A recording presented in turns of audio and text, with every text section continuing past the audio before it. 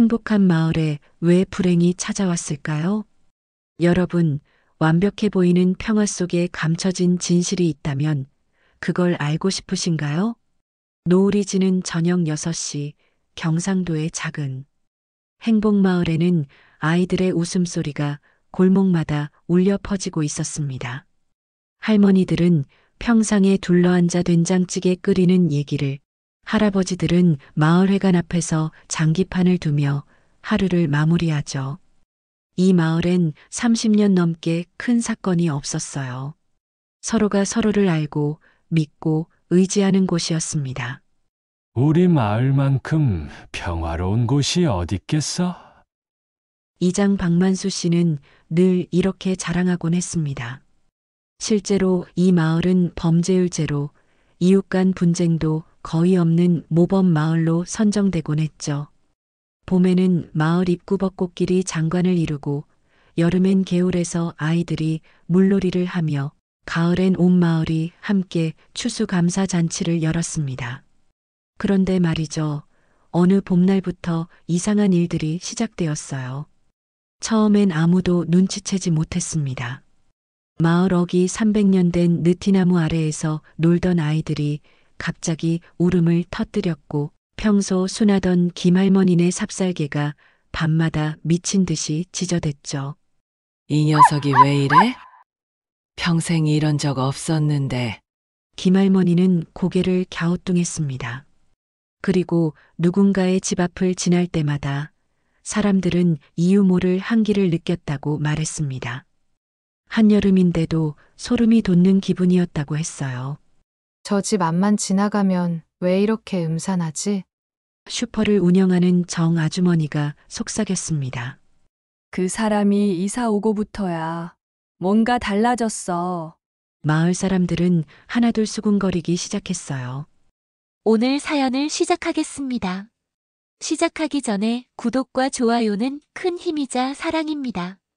그 사람 김정국 씨, 서울에서 내려온 은퇴교사, 조용하고 예의 바르며 누구에게도 피해를 주지 않는 사람.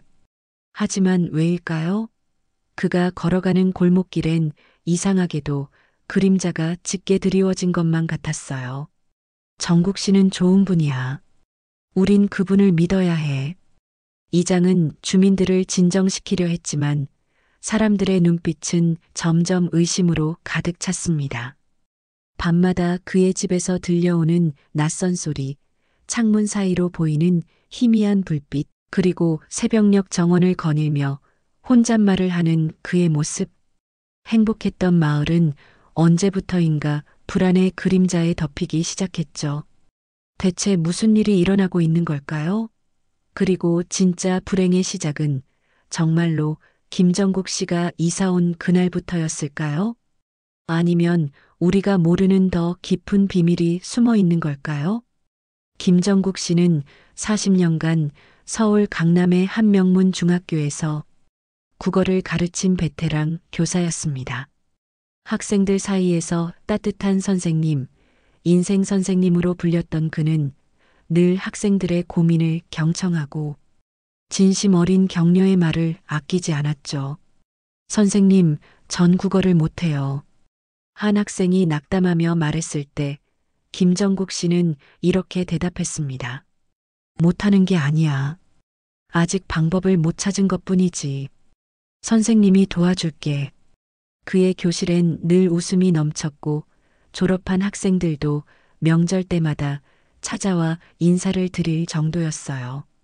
그의 아내 이순자 씨는 평생 남편을 내조하며 두 사람은 단란한 가정을 꾸렸습니다. 서울 목동의 작은 아파트에서 살며 딸 김서윤 하나를 두었죠. 비록 딸과의 관계가 소원했지만 그래도 평범하고 행복한 가정이었습니다.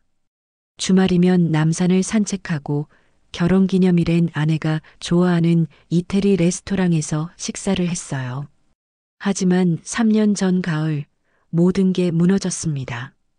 아내가 갑작스러운 뇌출혈로 쓰러진 겁니다. 여보, 여보.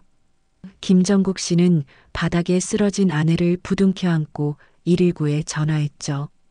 병원에 실려갔을 때는 이미 늦었습니다. 의사는 조용히 고개를 저었어요. 유가족분이십니까? 최선을 다했지만 죄송합니다. 그 말을 듣는 순간 김정국 씨의 세상은 멈춰버렸습니다. 그는 아내의 차가워진 손을 잡고 하염없이 울었어요. 당신이 없으면 난 어떻게 살아요? 당신이 그의 절규는 병원 복도까지 울려 퍼졌고 간호사들도 눈물을 훔쳤습니다. 장례를 치른 뒤 김정국 씨는 서울의 모든 것을 정리했습니다. 40년을 살던 아파트를 팔고 가구를 처분하고 아내와 함께 찍은 사진들만 간직한 채 시골로 내려왔어요. 친구들은 만류했죠. 정구가 서울에 남아. 우리가 있잖아. 하지만 그는 고개를 저었습니다. 아니야. 이곳은 추억이 너무 많아서 견딜 수가 없어. 새로운 곳에서 다시 시작하고 싶어. 그가 선택한 곳이 바로 이 행복마을이었습니다. 인터넷에서 우연히 본 마을 홍보 페이지에서 행복마을이라는 이름을 보고 그는 직감적으로 느꼈어요. 여기다. 여기서 행복을 다시 배우자. 이장님, 저 여기서 살고 싶습니다. 좋지요. 서울서 오신 선생님, 환영합니다. 이장은 반갑게 맞아주었고 김정국 씨는 마을 입구에 단층 기와집을 구입했습니다. 50평 남짓한 집에 작은 정원이 있었고 뒤편으로는 대나무 숲이 우거져 있었죠. 입주 첫날 김정국 씨는 정원 한가운데 아내 사진을 놓고 말했습니다. 여보, 우리 여기서 다시 시작하자. 당신은 여기 있고 난 당신 곁에서 살게. 그의 눈가엔 눈물이 맺혀 있었어요. 하지만 마을 사람들은 점점 그를 이상하게 여기기 시작했습니다.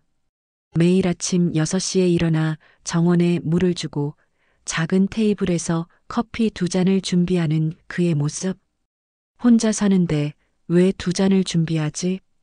이웃 할머니가 물었지만 김정국 씨는 그저 미소만 지었습니다. 깔끔하게 다린 흰색 셔츠에 베이지색 면바지, 그리고 30년 된 가죽 구두. 그는 언제나 단정했습니다. 안녕하세요. 지나가는 이웃에게 공손하게 인사했지만 대화는 거기서 끝났어요. 마을 행사에도 참여하지 않았고 친구를 사귀려는 노력도 하지 않았죠. 서울 사람이라 그런가 보다. 처음엔 사람들도 이해하려 했습니다. 하지만 시간이 갈수록 그의 고립된 생활 방식은 마을에 불편한 기운을 퍼뜨렸어요. 그리고 이상한 일들이 하나둘 포착되기 시작했습니다. 밤 11시가 넘으면 그의 집 창문에서 희미한 불빛이 보였고 가끔씩 낮은 대화 소리가 들려왔죠. 혼자 사는 게 맞나? 우체부 박 씨가 의문을 품었습니다. 하지만 우편물은 분명 한 사람분만 왔어요. 그럼 그 목소리는 대체 누구 것이었을까요? 4월 12일 화요일, 봄비가 부슬부슬 내리던 날이었습니다. 마을 우체국의 박동수 C52세는 평소처럼 우편물을 배달하고 있었어요. 빗방울을 피하며 김정국 씨의 집 앞에 도착했을 때 그는 우편함에서 이상한 것을 발견했습니다. 찢어진 편지 조각들이 가득 차 있었던 겁니다. 이게 뭐지? 누가 편지를 찢어서 넣었나? 박 씨는 조각들을 조심스럽게 주워 맞춰보기 시작했습니다. 글씨는 떨리는 필체로 쓰여 있었고 잉크가 번진 흔적도 있었어요. 마치 울면서 쓴 것 같았죠. 그날 당신이 한 일을 잊지 마요. 당신은 책임을 져야 해. 용서받을 수 없어. 왜 혼자만 편하게. 발신인도 주소도 우표도 없었습니다. 누가 직접 우편함에 넣은 거였죠. 박 씨는 등골이 서늘해지는 걸 느꼈어요. 이거 협박장인가? 하지만 경찰에 신고할 만한 구체적인 내용도 없었고 김정국 씨 본인이 찢어놓은 걸 수도 있었습니다. 박 씨는 조각들을 그대로 두고 돌아왔지만 마음 한편이 불편했어요. 정국 씨한테 무슨 일이 있는 건가? 그날 밤부터 마을엔 기묘한 사건들이 연달아 일어나기 시작했습니다. 먼저 김정국 씨 이웃집인 최순자 할머니 74세의 텃밭이 훼손되었어요. 세상에, 이게 무슨 일이야? 할머니는 아침에 텃밭에 나갔다가 비명을 질렀습니다.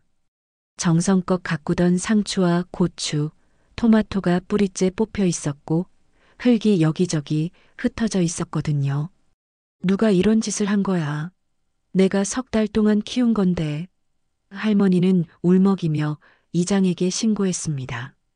이장이 현장을 확인했지만 발자국도 CCTV도 없었어요. 할머니, 혹시 멧돼지가 아니야? 멧돼지는 이렇게 안 해. 누군가 일부러 뽑아놓은 거라고. 며칠 뒤엔 더 이상한 일이 벌어졌습니다. 새벽 2시 정각 마을 방송 스피커가 갑자기 켜진 겁니다. 딩동댕동 안녕하세요. 행복마을 주민 여러분. 오늘도 행복한 하루 되세요. 평소 아침 8시에 나가던 안내 멘트가 한밤중에 울려 퍼진 거였죠. 뭐야 이게. 잠에서 깬 주민들은 불안에 떨었습니다. 이장은 황급히 방송실로 달려갔어요. 하지만 방송실엔 아무도 없었고 문도 잠겨 있었습니다. 타이머가 고장났나? 하지만 점검 결과 기계엔 아무 이상이 없었어요. 귀신이라도 나온 건가? 마을 사람들은 두려움에 떨기 시작했습니다.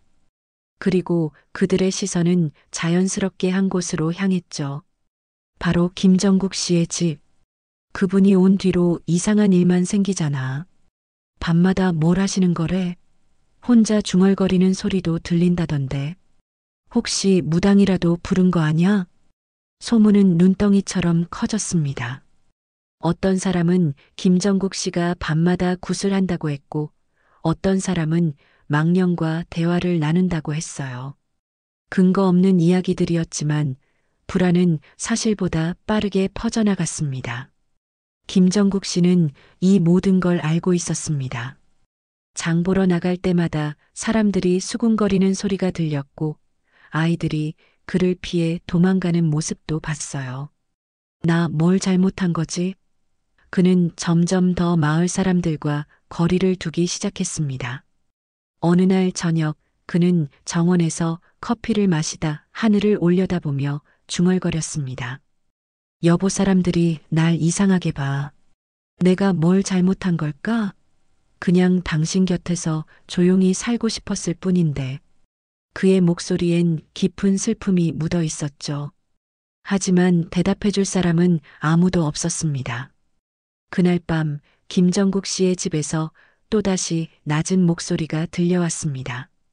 이웃집 최할머니는 귀를 기울였어요. 미안해, 내가 미안해, 다 내 잘못이야. 울먹이는 목소리였습니다. 최할머니는 소름이 돋았죠. 저 사람 대체 뭘 미안해하는 거야? 5월 27일 금요일 저녁 6시 반 마을에 충격적인 소식이 전해졌습니다. 노인의 회장인 최병철 씨 72세가 실종된 겁니다. 최 회장은 마을의 원로이자 질서를 중요시하는 인물이었어요. 6.25 참전 용사 출신으로 마을 발전을 위해 평생을 헌신한 분이었죠. 매일 아침 5시에 일어나 마을을 순찰하고 주민들의 불편 사항을 일일이 메모해서 이장에게 전달하는 그런 분이었습니다. 회장님이 안 보이네?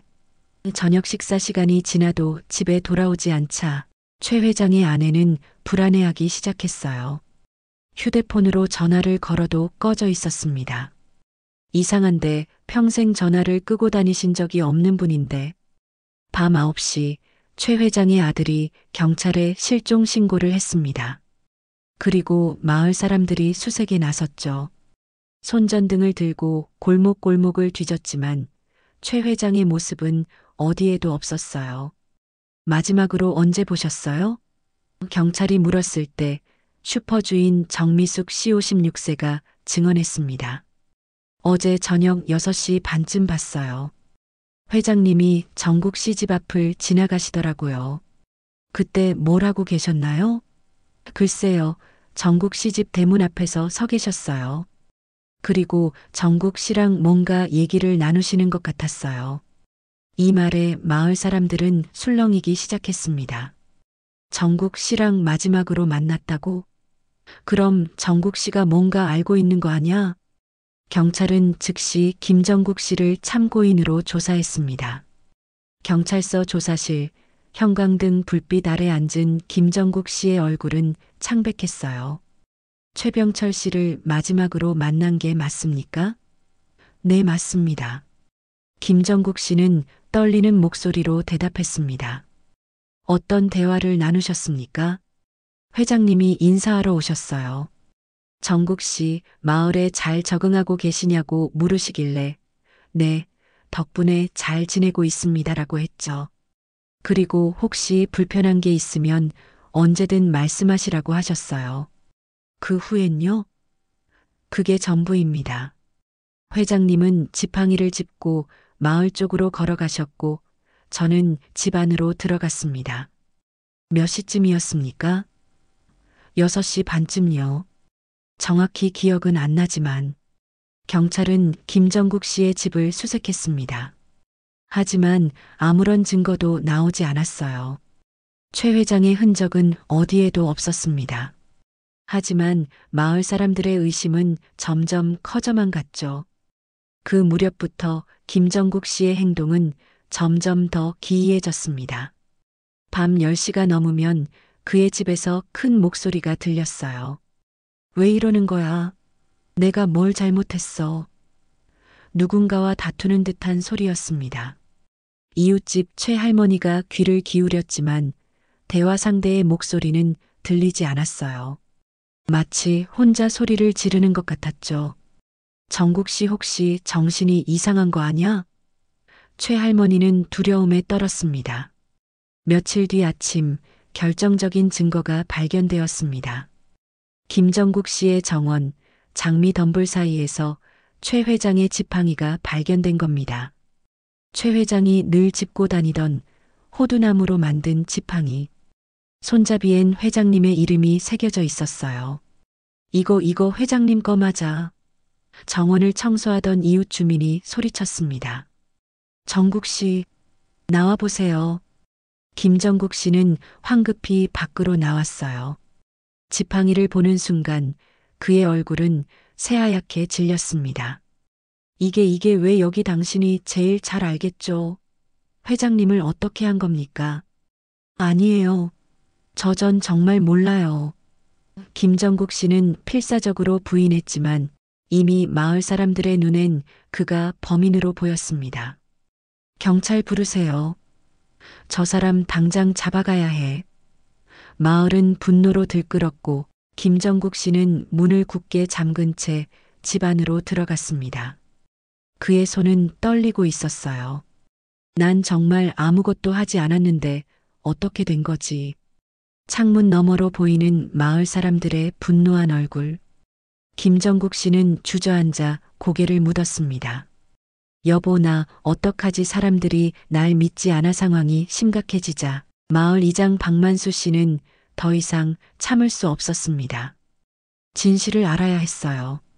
그는 다음 날 아침 일찍 용기를 내어 김정국 씨의 집 초인종을 눌렀습니다. 정국 씨, 이장입니다. 잠깐만 얘기 좀 합시다. 한참을 기다린 끝에 문이 조금 열렸어요. 김정국 씨의 얼굴은 수척했고 눈엔 핏발이 서 있었습니다. 밤새 한숨도 못 잔 것 같았죠. 이장님, 무슨 일이세요? 목소리도 힘이 없었습니다. 그냥 궁금한 게 있어서요. 정국 씨, 혹시 가족이 같이 계십니까? 그 질문에 김정국 씨는 잠시 멈칫했습니다. 그의 눈빛이 흔들렸어요. 가족이요? 네. 밤마다 대화 소리가 들린다고 하더라고요. 혹시 누가 같이 사시는 건 아닌가 해서요. 김정국 씨는 한숨을 쉬며 조용히 문을 열어 이장을 안으로 들였습니다. 들어오세요. 말씀드릴 게 있습니다. 거실로 들어선 이장은 이상한 느낌을 받았어요. 공기 중에 은은한 향수 냄새가 감돌고 있었고 정갈하게 정돈된 거실 한복판에는 여성용 붉은 구두 한 켤레가 가지런히 놓여 있었습니다. 정국 씨, 이게 뭡니까? 이장이 구두를 가리키며 물었습니다. 김정국 씨는 슬픈 미소를 지으며 대답했어요. 아내 겁니다. 아내분이요? 그런데 왜 이장이 말을 잇지 못하자 김정국 씨는 벽 쪽을 가리켰습니다. 그곳엔 커다란 사진틀이 걸려 있었어요. 젊은 시절 아내의 흑백 사진, 환하게 웃고 있는 모습이었죠. 그 앞에는 작은 제단이 마련되어 있었고 신선한 국화꽃 한 다발이 유리 화병에 꽂혀 있었습니다. 초는 아직 타고 있었어요. 매일 아내와 이야기를 나눕니다. 김정국 씨의 목소리가 떨렸습니다. 그렇게 하면 덜 외롭거든요. 여보, 오늘 날씨 좋지? 여보, 저녁은 뭘 먹을까? 이렇게요.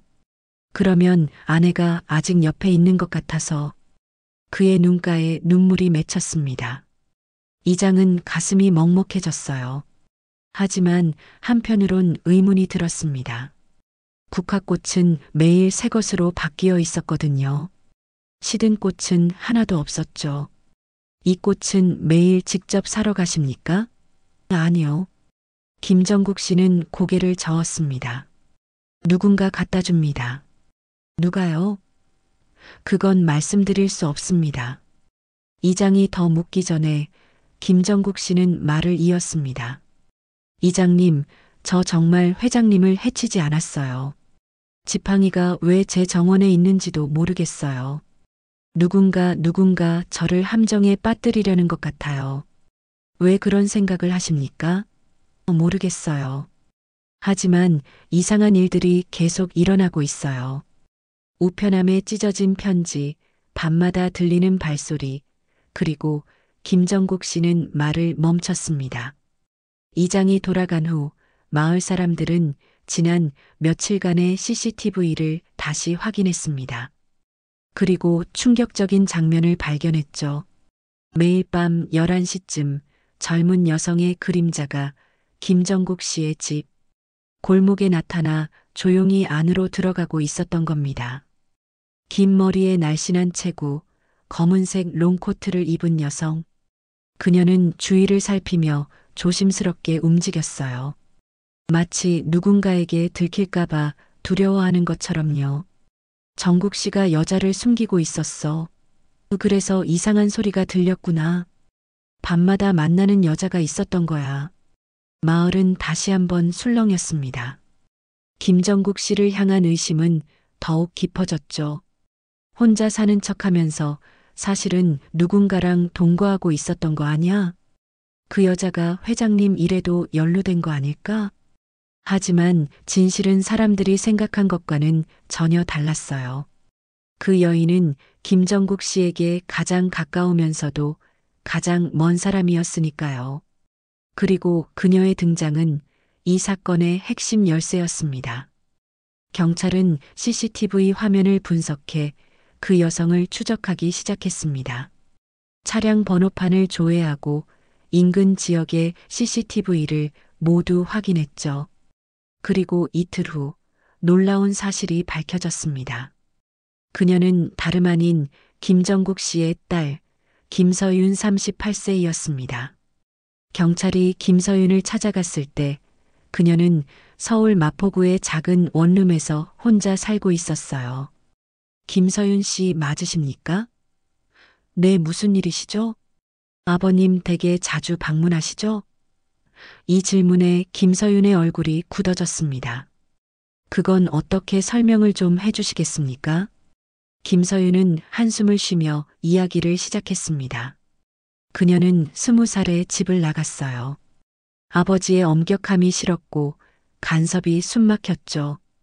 공부해라, 좋은 대학 가라, 좋은 직장 다녀라. 아빠는 내 인생을 다 정해놓으려고 했어요.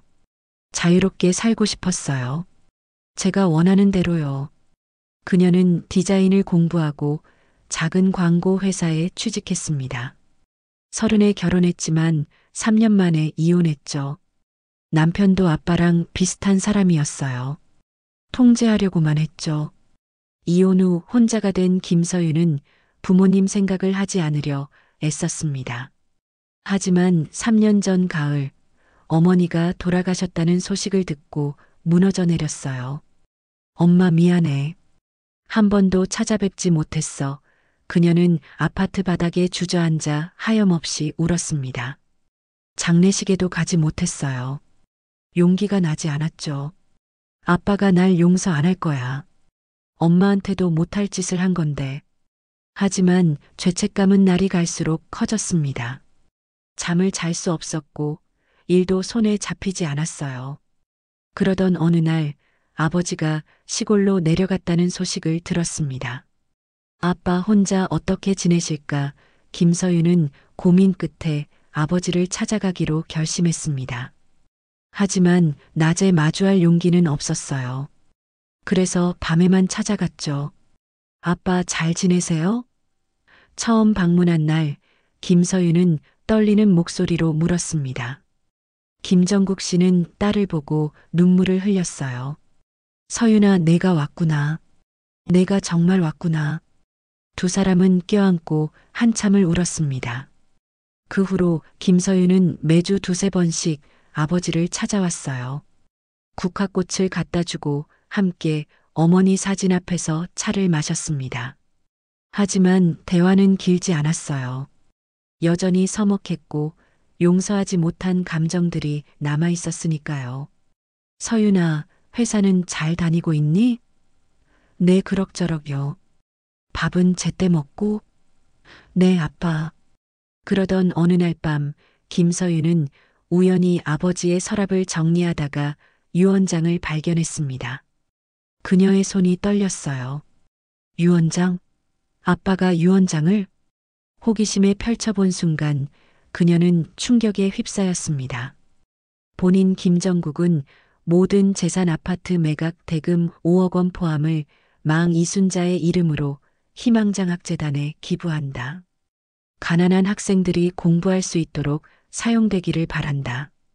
딸 김서윤에게는 어머니의 유품과 사진첩을 남긴다. 김서윤은 손이 부들부들 떨렸습니다.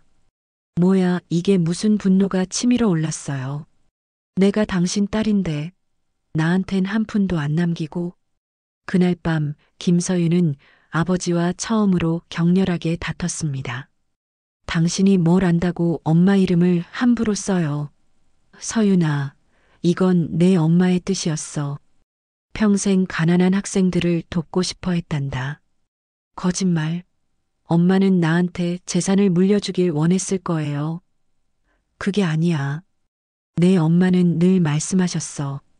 우리 돈으로 한 명이라도 더 공부시킬 수 있으면 좋겠다고. 그럼 전 어떡하라고요? 전 혼자고 불안정하고 돈도 없는데. 김서윤의 목소리가 커졌습니다.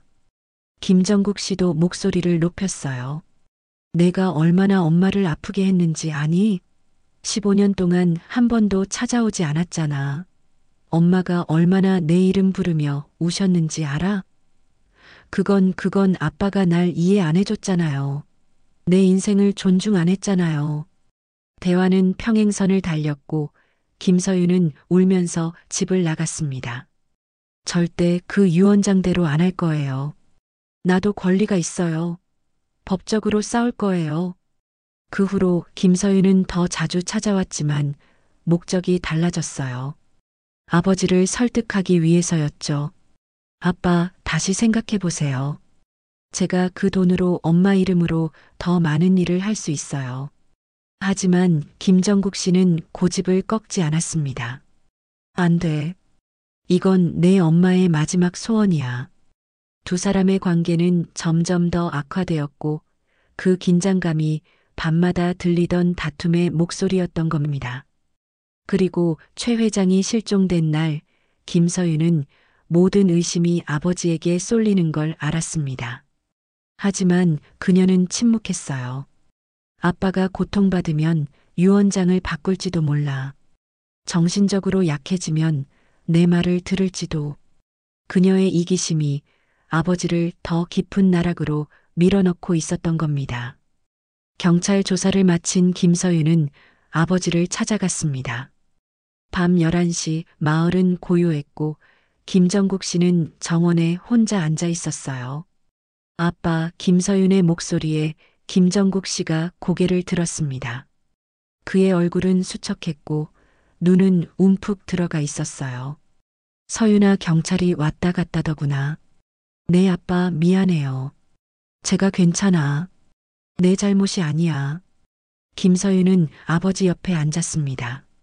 한참 동안 둘은 말없이 앉아 있었죠. 그때 김정국 씨가 조용히 말했습니다. 서윤아, 난 이제 이 마을을 떠나려고 해. 뭐라고요?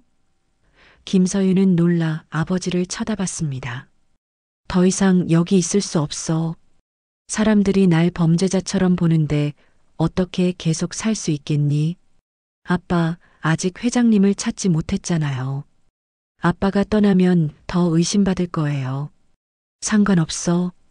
어차피 난 지쳤어. 김정국 씨는 유언장을 꺼내 딸에게 건넸습니다. 내가 원하던 대로 할게.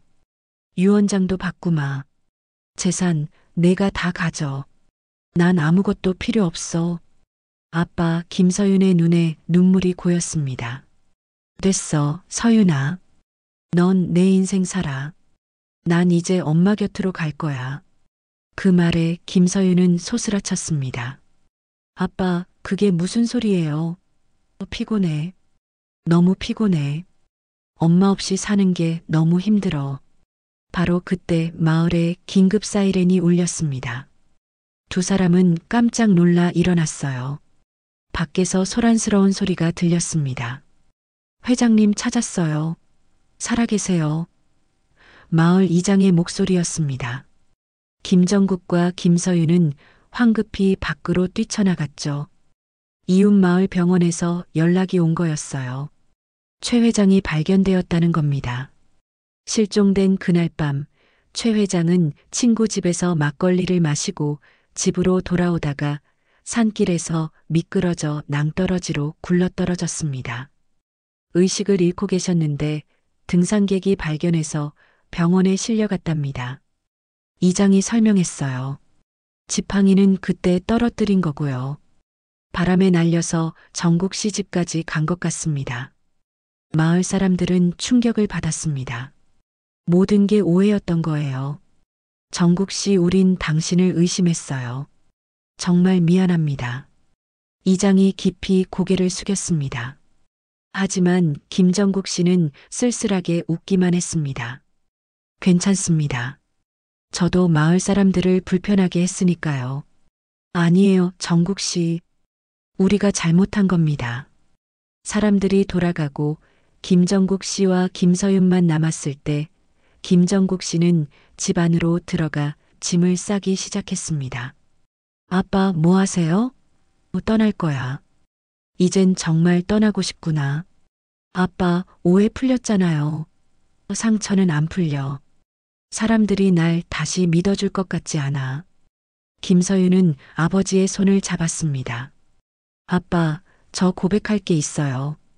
뭐가? 전 아빠가 고통받는 걸 보고도 침묵했어요.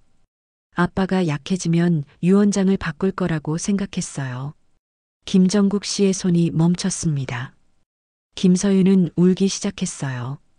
죄송해요, 아빠. 전 너무 이기적이었어요. 돈만 생각했어요. 아빠가 얼마나 힘들었을지는 생각도 안 했어요. 서윤아, 아빠 미안해요. 정말 미안해요. 엄마한테도 미안하고 아빠한테도 미안해요. 김정국 씨는 딸을 껴안았습니다. 두 사람은 한참을 울었어요. 서윤아, 괜찮아. 아빠가 너무 엄격했어. 내 마음을 이해하려고 노력하지 않았어. 아니에요. 제가 잘못했어요. 전 이제 알았어요. 진짜 소중한 게 뭔지. 김정국 씨는 유언장을 찢었습니다. 그리고 새로운 종이를 꺼내 글을 쓰기 시작했죠. 재산의 절반은 희망장학재단에, 절반은 딸 김서윤에게. 서윤이가 엄마의 뜻을 이어 좋은 일에 사용하기를 바란다. 김서윤은 그 글을 보고 고개를 저었습니다. 아빠, 아니에요. 전부 다 장학재단에 기부하세요. 서윤아, 전 이제 제 힘으로 살 거예요. 엄마가 정말 원했던 게 뭔지 이제 알았어요. 가을이 찾아온 행복마을은 다시 평화를 되찾았습니다. 사람들은 서로에게 더 따뜻하게 인사했고 오해를 풀기 위해 노력했어요. 김정국 씨는 마을에 남기로 결심했습니다. 정국 씨, 우리와 함께 해주셔서 감사합니다. 이장이 손을 내밀었고 김정국 씨는 그 손을 잡았습니다. 제가 감사하죠. 저에게 다시 기회를 주셔서요. 마을 사람들은 김정국 씨의 집 앞 정원을 함께 가꿔주었어요. 장미와 국화, 코스모스를 심고 작은 나무 벤치도 만들어 주었습니다. 이제 이웃들과 함께 앉아서 차도 마시세요. 최할머니가 웃으며 말했죠. 김서윤은 마을 입구에 또 하나의 벤치를 기증했습니다. 그 위에는 작은 명패가 붙어 있었어요. 전국 벤치 잃어버린 행복을 찾아서. 그녀는 서울로 돌아가 희망장학재단의 자원봉사자가 되었습니다. 매주 주말마다 내려와 아버지를 돕고 어머니와 아버지의 이름으로 학생들을 돕기 시작했죠. 엄마, 이제 알았어요. 진짜 행복이 뭔지. 김서윤은 어머니 사진 앞에서 속삭였습니다. 돈이 아니라 사랑이었어요. 용서였어요. 어느 가을 저녁 김정국 씨는 정원 벤치에 앉아 마을 풍경을 바라보고 있었습니다. 아이들이 뛰어노는 모습, 할머니들이 웃으며 이야기 나누는 모습. 그는 처음으로 평화를 느꼈어요. 여보, 보이니? 우리 딸이 이렇게 컸어. 이제 다른 사람을 도울 줄 아는 사람이 됐어. 그는 하늘을 올려다보며 미소 지었습니다. 당신이 원했던 세상이 조금씩 만들어지고 있어. 마을 이장이 찾아왔습니다. 정국 씨, 다음 주 마을 잔치에 참석하실 거죠? 물론이죠, 이장님. 이젠 제가 마을의 일원이니까요. 행복마을의 노을은 오늘도 아름답게 지고 있습니다. 그리고 벤치에 앉은 사람들은 서로에게 따뜻한 미소를 건넵니다.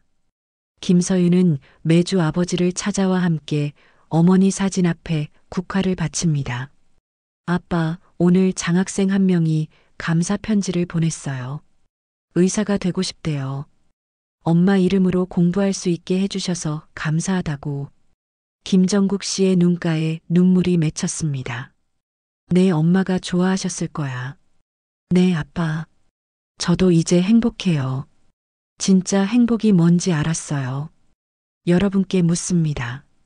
당신이 사는 곳의 행복은 지금 어디에 있나요? 혹시 우리도 모르는 사이에 누군가에게 그림자를 드리우고 있진 않은가요? 그리고 진짜 소중한 것을 놓치고 있진 않나요? 행복은 완벽한 삶, 많은 돈, 높은 명예가 아닙니다. 바로 서로를 이해하고 용서하고 사랑할 수 있는 마음입니다. 오해와 편견을 버리고 진심으로 상대를 바라볼 때 우리는 비로소 진짜 행복을 만날 수 있습니다. 오늘 이 이야기가 여러분께 작은 울림이 되길 바랍니다. 행복은 멀리 있지 않아요.